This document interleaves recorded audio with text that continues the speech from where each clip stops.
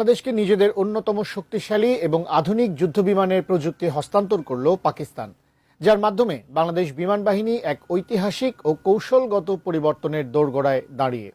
কিন্তু প্রশ্ন হলো, কোনো বড় চুক্তি ছাড়া হঠাৎ এই কোটি ডলারের প্রযুক্তি কেন ঢাকাকে উপহার দিল পাকিস্তান? Breaking news. পাকিস্তান বাংলাদেশকে গোপনে পাকিস্তানের সবচেয়ে শক্তিশালী JF-17 থান্ডার যুদ্ধবিমান তৈরির প্রযুক্তি হস্তান্তর করেছে। খবরটি প্রকাশিত হওয়ার পর ঘুম হারাম হয়ে গেছে প্রতিবেশী দেশ ভারতের। কারণ কয়েকদিন আগেই পাকিস্তানের সাথে যুদ্ধে ভারত তাদের ছয়টি রাফায়েল যুদ্ধবিমান হারিয়েছিল এই JF-17 থান্ডারের আঘাতে।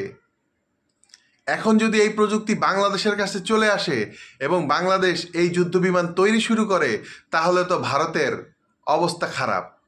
খবরটি প্রকাশিত হওয়ার পর গভীর উদ্বেগ প্রকাশ করেছে ভারতের পররাষ্ট্র মন্ত্রণালয়। কিন্তু উদ্বেগ দিয়ে কোনো কাজ হবে না, কারণ বাংলাদেশ এখন নিজস্ব সক্ষমতার দিকে এগুচ্ছে এবং তার পাশে আছে বাংলাদেশের সবচেয়ে পরম বন্ধু পাকিস্তান।